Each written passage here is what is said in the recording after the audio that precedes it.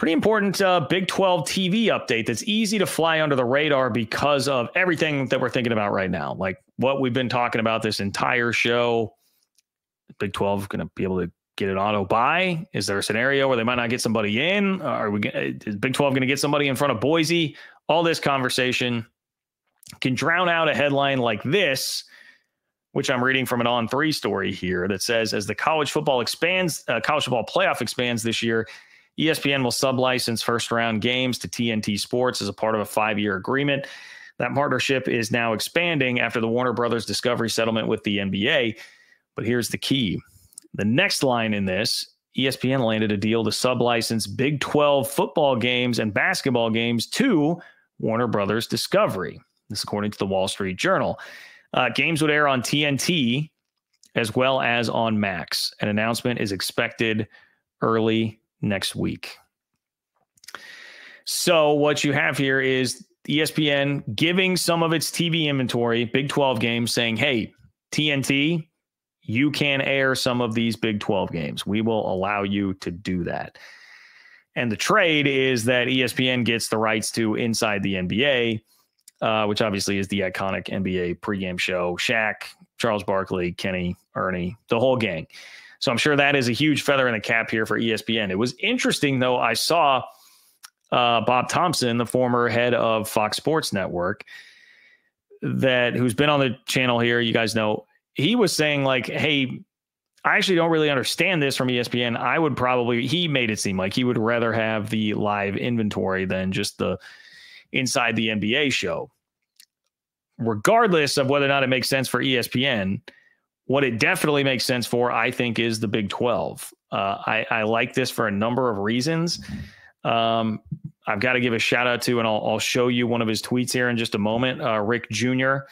on Twitter, who had a really good thread about all of this and what it means for the league, and just a thread about the general landscape of the Big 12 and its TV rights and where all that's going to go. But I would say, first and foremost, you got to be thinking here, well, one, and I know I saw Keep Chopping Wood say better than ESPN Plus.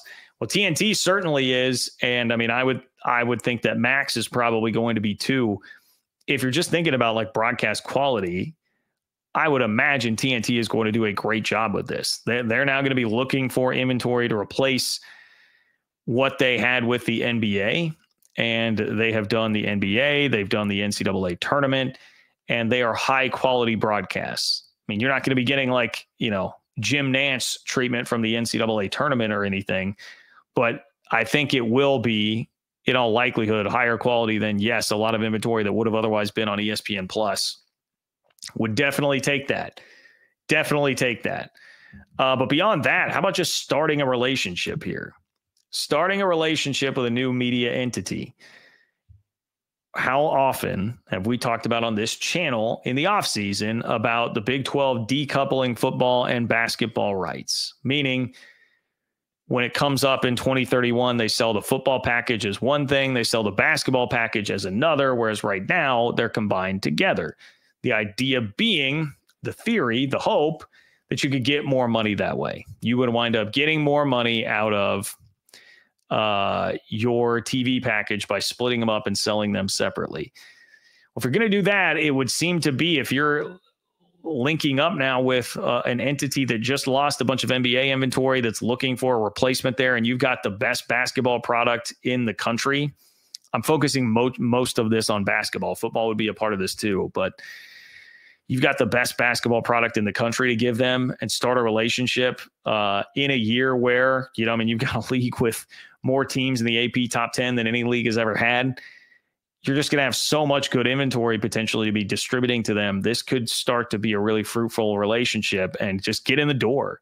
It was like when I was coming out of school, everybody was just like, do an internship, just get your foot in the door, start building a relationship there with somebody.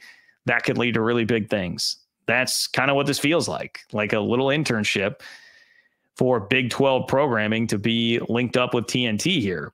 And maybe that turns them into a legitimate, really big bidder in 2031 when you're trying to split the rights there.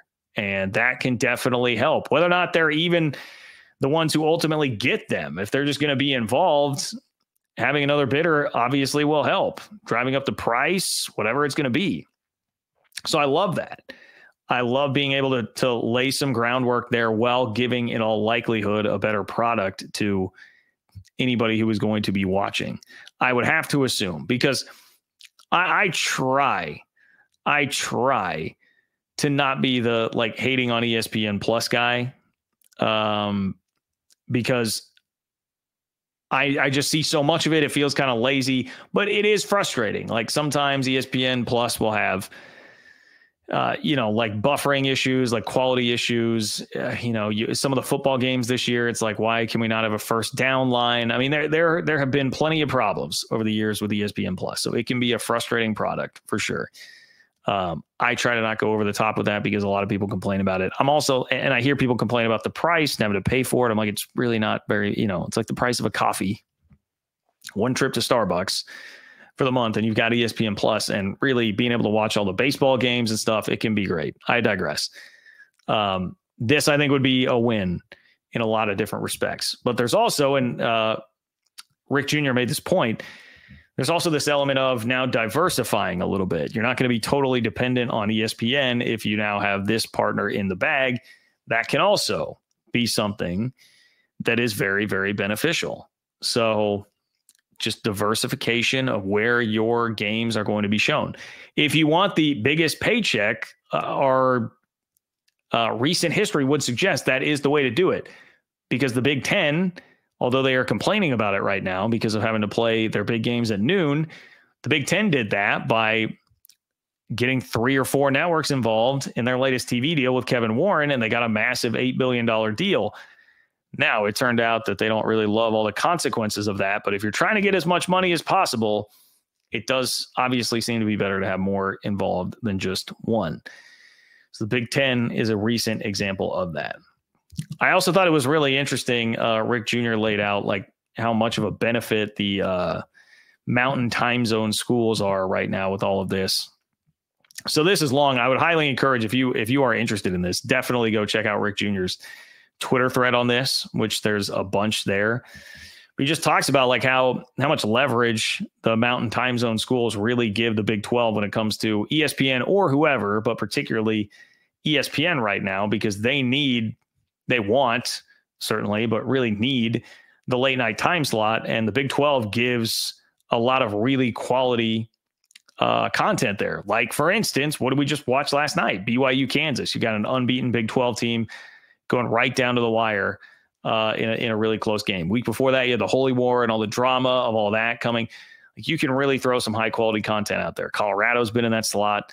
And ESPN, if they didn't have that, they'd be talking like, all right, what can we do with Stanford and Cal, which, nobody cares. They don't have big fan bases. That's not going to be a way to draw any sort of decent number in the late night window. So that is something that really helps. Anyway, a lot of good insight here in this thread. I would definitely suggest checking that out. I'm going to go in reverse order here real quick because I did see this from our web. So our web says, John, remember TNT will have the Big 12 and Big East college basketball, and TNT will simulcast on Max like CBS and Paramount. Opens the door to Bifurcating. Divided into 2 branches. Okay, so we're speaking the same language there about splitting those two, right? Splitting basketball, decoupling a synonym there for bifurcating. It's where it's going to show that I've just got a communications degree from a state school, our web. But no, I appreciate it there. Or I appreciate your insight there. And our web is the one, by the way, that did alert me to this. I hadn't even seen the headline when I said at the beginning of this video, hey, it can be easy to have this one just pass you by in the middle of football season with all the bullets flying. I would have missed it if not for our web. So I definitely appreciate that. Yeah, I mean, you are definitely right. I think there are a lot of benefits across the board here for everybody involved. Sans maybe ESPN. I don't know, but I guess ESPN feels like they are benefiting from the inside the NBA part of this. So could be very, very good.